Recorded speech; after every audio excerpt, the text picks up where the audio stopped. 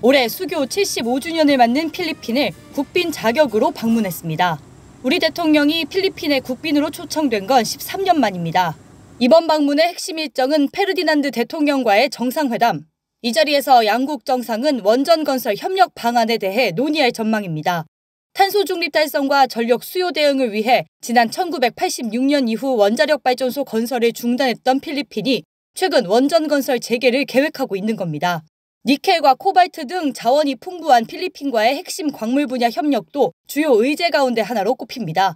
아울러 두 정상은 교통 인프라 등 필리핀의 대규모 인프라 확충을 위한 우리 기업 진출과 지원 방안을 중점 논의하고 스마트팜 분야 등 활발하게 이루어지고 있는 양국의 농업 관련 협력을 한층 강화하는 방안도 모색한다는 방침입니다. 이번 국빈 방문 기간 윤 대통령은 양국 경제인이 참가하는 비즈니스 포럼에도 참석합니다. 이 자리에서 윤 대통령은 우리 기업 수출 확대를 위한 정상 세일즈 외교를 펼치고 다음 순방국인 싱가포르로 향합니다. 대왕고래로 이름 붙은 동해 심해가스전은 오는 12월 첫 탐사 시추를 앞두고 있습니다. 매장량은 최대 140배럴, 경제적 가치가 최대 2천조 원에 달할 것으로 추정됩니다. 투자기업이 자원 채취에 성공하면 정부에 조광료를 내야 하는데 현행 기준은 최대 12%에 그쳐 개발이익이 과도하게 사업자에게 돌아가는 것이 아니냐는 지적이 나옵니다. 정부가 조광료를 손봐 적정한 개발 수익이 국고로 환수되도록 하는 방안을 추진합니다. 정부는 단순 생산량을 바탕으로 한 현행 조광료 징수 체계를 생산량과 수익성을 함께 반영해 연간 단위로 조광료를 걷는 체계로 바꾸기로 했습니다. 이에 따라 조광료 적용 비율이 최대 33%까지 늘어날 전망입니다. 국제유가가 크게 올라 개발기업의 이익이 커지면 정부가 이익을 공유하는 특별 조광료도 신설됩니다.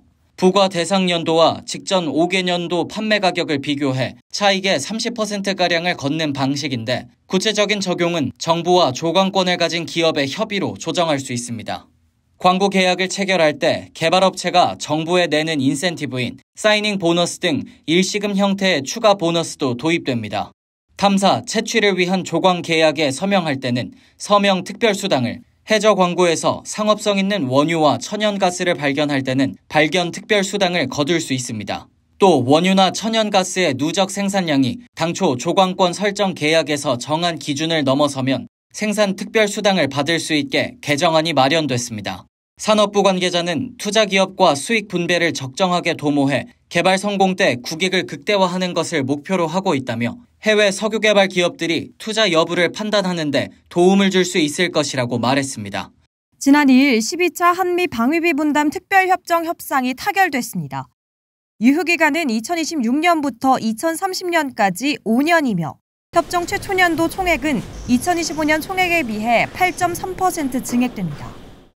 2026년 총액은 1조 5,192억 원이고 2027년부터 2030년까지의 총액은 전년도 분담금의 전전년도 소비자 물가지수 증가율을 반영하여 결정하기로 하였습니다. 이번 협정은 11차 협정에 적용되는 국방비 증가율 대신 앞서 8차에서 9차 협정 때 적용했던 소비자 물가지수 증가율을 반영해 방위비 분담금 규모 상승률이 상대적으로 줄어듭니다.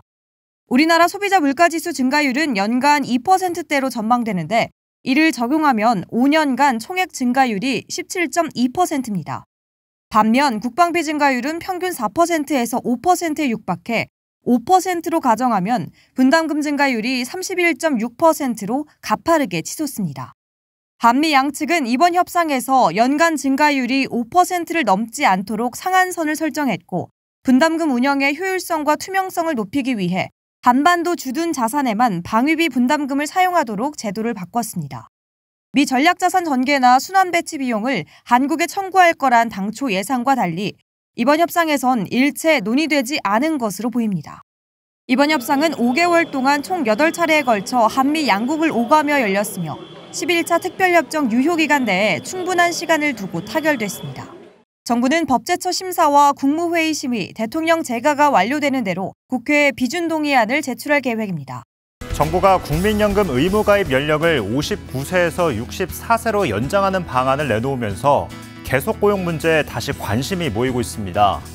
노동계는 더 오래 보험료를 내야 하기 때문에 늦은 나이까지 일할 수 있도록 법으로 정년을 연장해달라는 입장인데요. 어차피 저출산 고령화로 일할 사람이 줄 테니 정년을 연장하면 되는 거 아닌가 하고 생각하실 수도 있겠습니다. 하지만 정년 연장, 단순한 문제가 아닌데요. 정년이 늘면 연차에 따라 더 많은 임금을 지급해야 하기 때문에 기업의 부담이 만만치 않다는 겁니다. 경영계에서 계속 고용 필요성에 대해 공감하면서도 정년 연장 대신 퇴직 후 재고용을 주장하는 이유입니다. 우리보다 고령화가 더 진행된 일본, 계속 고용이란 얽힌 실타래를 어떻게 풀어냈을까요? 일본의 법적 정년은 60세이지만 근로자는 최장 70세까지 회사에 남을 수 있습니다. 정부가 기업에 65세까지 고용 확보 조치 의무와 70세까지 취업 확보 조치 노력 의무를 부여했기 때문인데요. 다만 근로자들은 회사에 계속 다니는 대신 관리직에서 물러나고 임금도 더 적게 받습니다. 노사가 서로 한 발씩 물러서며 상생의 해법을 찾은 건데요. 일본의 모습에서 주요 고비마다 머리를 맞대며 위기를 극복해온 우리 노사정의 모습이 떠오릅니다. 1997년에는 노동자는 정리해고를 허용하는 대신 기업은 노조 활동을 보장하는 노사정 대타협으로 외환 위기를 극복했고 2008년에는 임금 인상 요구와 파업을 자제하는 대신 고용을 유지하기로 합의해 금융위기를 세계에서 가장 빠르게 이겨냈습니다. 가깝게는 2020년 코로나19 위기 극복을 위해 힘을 모았었죠. 그동안 노사정은 여러 노동 현안에 대해 극적인 타결을 이뤄냈지만 때론 파행을 겪기도 했습니다. 8개월 만에 다시 열린 노사정 대표자 회의 소식이 반가운 이유인데요. 주목할 점은 노사정이 앞으로 시급한 현안과 중장기 과제를 논의하기 위해 격월마다 회의를 열기로 합의한 겁니다. 올해 3분기까지 K푸드의 수출 누적액이 10조 원에 육박하며 역대 최대를 기록했습니다. 9월 말 기준 농식품 수출 누적액은 73억 750만 달러로 지난해보다 8.3% 증가했습니다. 수출 상위 품목인 라면, 과자류, 음료, 쌀 가공식품의 증가세가 두드러졌는데요. 수출액이 가장 많은 라면은 9월 한 달만 1억 300만 달러치 팔려 누적 9억 달러를 돌파했고 중국과 중남미에서 인기가 식지 않고 있습니다. 냉동김밥, 즉석밥, 떡볶이 등 쌀 가공식품도 전년 동기 대비 41.6% 증가해 2억 1천만 달러 넘게 수출됐습니다. 농식품부는 신선 농산물의 경우 상반기 물량 부족으로 수출이 주춤했지만 하반기 본격 출하 시기를 맞아 수출 증가세를 보이고 있다고 설명했습니다. 전기차를 몰던 중 사고로 배터리가 파손돼서 새 배터리로 교체하고 보험금을 청구한 A씨. 보험사가 기존 배터리의 감가상각에 해당하는 금액을 빼고 보험금을 지급하자 배터리 교체 비용 전액을 보상해달라는 민원을 냈는데요. 하지만 사실 별도 특약에 가입돼 있지 않다면 배터리 교체 비용 전액을 보상받긴 어렵습니다. 금융감독원은 최근 자동차 보험 특약 관련 민원이 증가하고 있다며 소비자 유의사항을 당부했는데요. 우선 다른 자동차 운전담보 특약에 가입한 경우 사고를 낸 차가 다른 사람께 아닌 본인이 통상 사용하는 자동차로 판단된다면 해당 특약으로 보상금을 받을 수는 없고요.